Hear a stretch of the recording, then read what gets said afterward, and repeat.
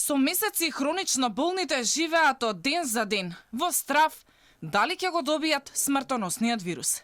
Сите живееме со тоа, но за нив особено е опасно. Билјана Рогожарска од иницијативата за поддршка на хронично болните за Алфа се жали дека голем број на пациентите со хронични заболувања макамачат со лутање низ болничките лавиринти за да добијат продолжено поледување, изложувајќи се на дополнителни ризици.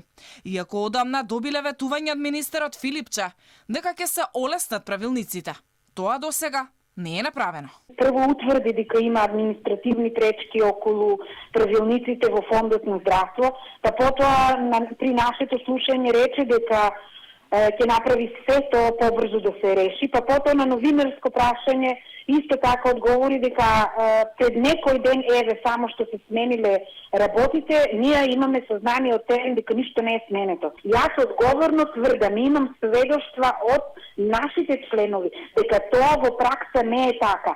Ем се шетаат, ем се укинуваат боледувањата без разлика што специјалистот дал препорака.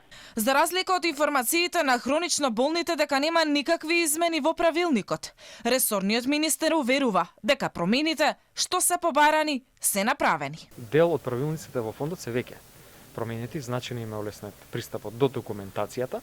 Меѓутоа има барање за не само за тоа, што веќе го средивме, имаше барање и за промена на концептот.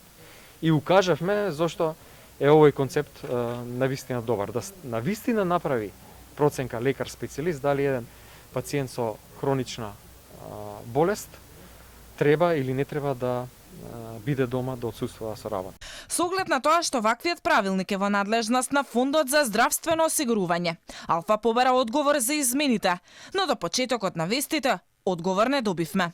Сдруженијето на хронични болни бараат итно да се изнеде некој модус, да не мора да се шетаат низ здравствениот лавиринт, да не бидат платени 100% боледувањата и да не се опфатени само оние со влошена состојба, туку сите хронично болни. Свесни се дека имало злоупотреби. Хронично болните пак упатуваат дека тоа лесно може да се исконтролира преку матичните лекари.